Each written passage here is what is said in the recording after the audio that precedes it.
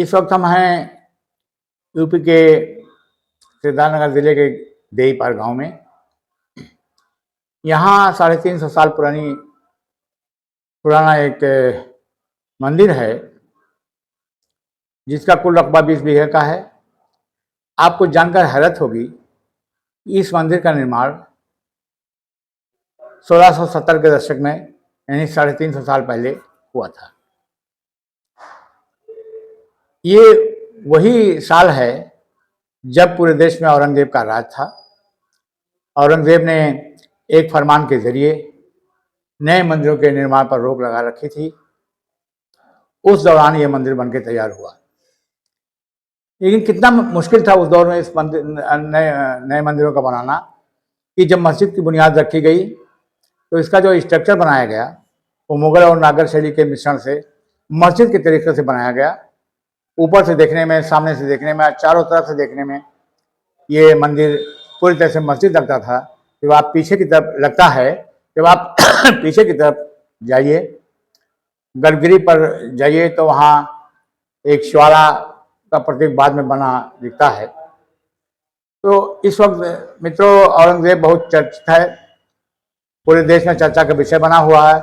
मंदिर मस्जिद को लेकर, अपनी क्रूरता को लेकर, वो क्रूर था, वो हिंदू विरोधी था या वो धार्मिक था और निष्पक्ष था, उसके ईमानदारी के भी किस्से हैं, उसकी क्रूरता के भी किस्से हैं, बादशाहों के, राजाओं के क्रूरता के और अच्छाइयों के तमाम किस्से होते हैं। औरंगजेब भी इससे जुदा नहीं था।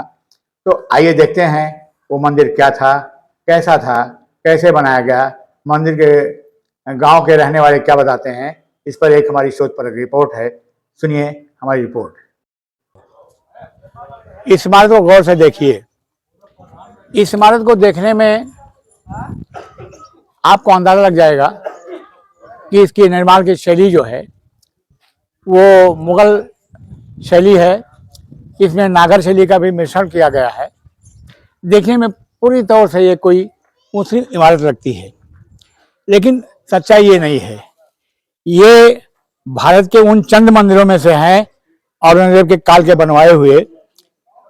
जब बादशाह औरंगजेब ने एक फरमान के जरिए नए मंदिरों के निर्माण पर रोक लगा दिया था, तो लोगों के सवाल मन में पैदा हुआ कि आखिर कैसे बनाया जाए। ये कायस्थ परिवार की जागीर का गांव है देईपार। देईपार एक धनाढ़ गांव था। उन्हें मंदिर का बनाने की जरूरत थी। मंदिर पर बादशाह औरंगजेब के फरमान के हिसाब से रोक लगी हुई थी, नए मंदिर बनाए नहीं जा सकते थे, लेकिन ये मंदिर बनाया गया। यहाँ गांव में उनके पूर्वज, उनके वंशज बताते हैं कि उस फरमान पर रोक के कारण पहले इसका शुरू का बेस, इसका स्ट्रक्चर मस्जिद के रूप बनाया गया। उसके बाद पीछे गर्भगृह का निर्माण हुआ। गर्भगृह के द्वार को आप देखेंगे तो उस पर 2 गुंबद बनाए हुए हैं। हालांकि बाद में इसके रंग रोगन के दौरान गांव वालों ने तीनों गुंबदों के बीच एक त्रिशूल भी लगा दिया, तो संरचना में थोड़ा सा भिन्नता आ गई है। लेकिन मस्जिद के नाम पर चूंकि यह मंदिर बन रहा था, इसलिए गर्भगृह के मेन द्वार पर, मुख्य द्वार पर गुंबद का भी शक्ल दे दिया गया है। तो आपका नाम क्या है? उमाशंकर श्रीवास्तव नाम। इस मस्जिद मंदिर का निर्माण आपके पूर्वजों ने कराया, इसमें आपने अपने बुजुर्गों से, पूर्वजों से क्या सुना है? इसका निर्माण कैसे हुआ, क्या दिक्कतें थी उस वक्त, इसको आप बता सकते हैं तो बताइए। दिक्कत तो नहीं बता सकते, लेकिन बहुत पहले का मंदिर है। हमारे पिताजी बताते थे कि बाबा भी नहीं बताते थे कब का है, बहुत पुराना मंदिर है। ये बताते थे कि हाँ, इस मंदिर को बचाने के लिए मस्जिद का आकार गुंबद लगाया गया था, इसलिए मंदिर बच गया जब तोड़ा जा रहा था। तो इसके कोई अभिलेख नहीं मौजूद होंगे हमारे ख्याल से? कोई अभिलेख नहीं मौजूद। महाराज, हाँ, क्या जानकारी कुछ बताइए अपने नाम के साथ। क्या नाम है आपका? हमारा नाम केशवपुरी है। मैं मंदिर का पुजारी हूँ। मंदिर बहुत पुराने जमाने का बना हुआ है। इससे आगे हम लोग इसमें क्या बता सकते हैं, बाप दादे भी नहीं हम लोग को बताए थे। नहीं, कुछ तो बुजुर्गों ने बताया होगा कि किसके जमाने का है, कौन सा है। अब ये तो हमें नहीं पता है भाई। अच्छा, कुछ और जो कहानियां चलती हैं जो आपने सुनी है, क्योंकि आप मंदिर के पुजारी हैं, तो इस बारे में कुछ जानकारी कुछ और बताइए। और उससे आगे जैसे क्या हम लोग आए तो तमाम लोगों ने कहा कि ये औरंगजेब के जमाने का बनाया हुआ है।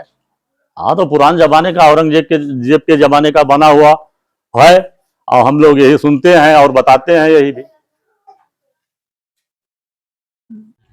ये देखिए, घुमाते रहिए, ये उसी मंदिर के साथ ये कायस्थ परिवार जो यहाँ के सामंत हुआ करते थे, जिन्होंने मस्जिदुमा मंदिर बनाया था, ये उस परिवार के पुराने आवास के, उनके सामंती महल के पुराने अवशेष हैं।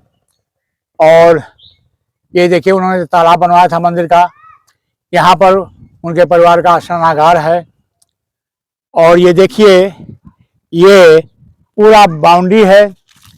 लोग बताते हैं कि ये 20 बीघे में ये मंदिर बना हुआ था।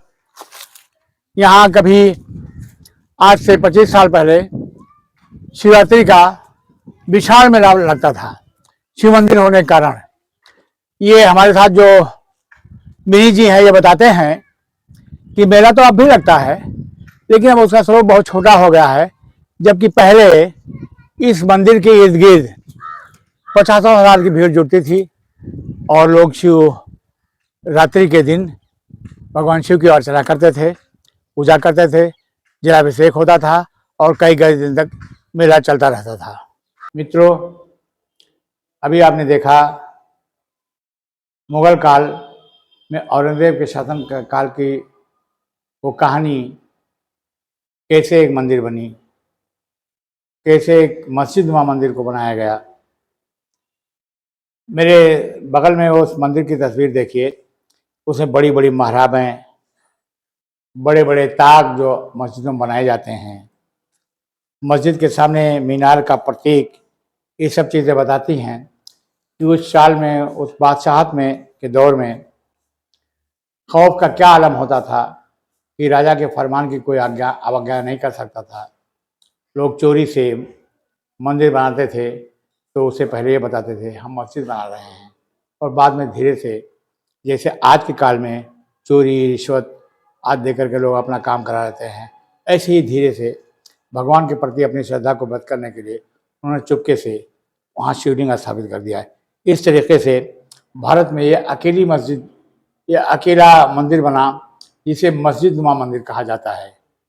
तो उम्मीद है आपको मेरी ये न्यूज़ पसंद आई होगी।